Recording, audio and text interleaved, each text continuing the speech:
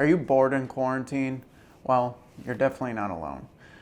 The more we spend time at home, the more we spend time with our pets. And I'm sure, as you know, you've been taking a lot more photos of your pets that aren't the best quality. When you go and post them on Instagram or Facebook, they look just fine. But have you ever thought about taking those photos and blowing them up and putting them on your wall? If you have and you tried, you probably came to realize that they're not that great. Like when you blow them up that big, the quality is very apparent. So today I'm going to teach you a couple different things that you can do to get your pet used to big lights like this. That way you can take better quality photos of them and hopefully one day put them up on your wall. So first thing we're going to go over is getting your pet used to the light in general. Typically, putting this in a spot where your pet spends a lot of time, just so they get used to being around it, is the first step. So right now I have it set up in the living room where Maya tends to look out the window, which is to my right, and she will just hang out in here, and occasionally I'll just find her laying right next to it, which is great. Another thing you can do, the second step to really reinforce that this is an okay thing, is getting really high value treats. Something like hot dogs or any kind of smelly meat, any high value treat's gonna work pretty well.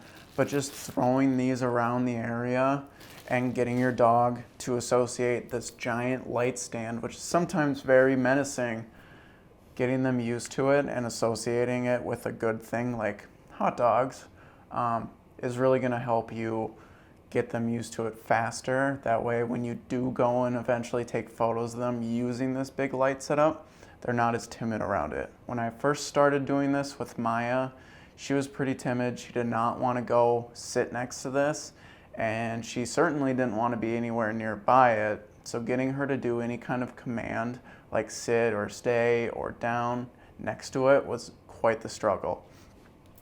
The last thing you really need to do when you're setting up, once your dog is comfortable being around the light, you want to get them used to the flash, and I suggest going at a really low power. That way they're not startled by the light. Most dogs probably aren't going to have any kind of reaction, but definitely start with a very low power flash. And then also treat while you're doing that, while you're popping the flash off. That way they get used to that as well, and they start associating it with something that's very good, something that they like. If your dog likes toys more than treats, use toys. Use whatever your dog likes when you're kind of building in that favorability towards being around these lights. It's just like any other training method, you want them to associate something with something else that they like. So if your dog isn't really highly food motivated, definitely go down the treat route, or different dogs like different things. So just use whatever you know your dog likes. If they like having attention and everything, use that when you're getting them used to the light.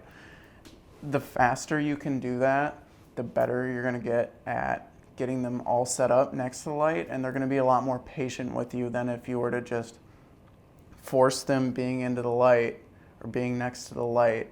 So definitely build up that amount of time. When you're initially starting, do not make them sit here for 5 minutes at a time. Just do, if they can stand next to the light for 5 seconds, call it good.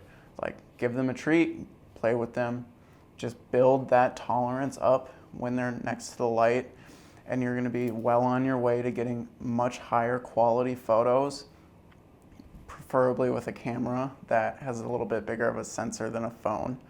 And if you're going to be taking your dog to somebody that is doing photos like this, I would definitely suggest bringing high value treats or toys or anything that will get your dog motivated. That way it makes the photographer's job much easier. The better you can get them used to this, the better off your photos are going to be, and the more comfortable your dog's going to be, and the more you're going to be able to adjust things and have them still be comfortable around the light. So if you have any questions, I probably have some kind of pointer for your dog's specific need, but yeah, that's going to be it for me today. So until next time, peace.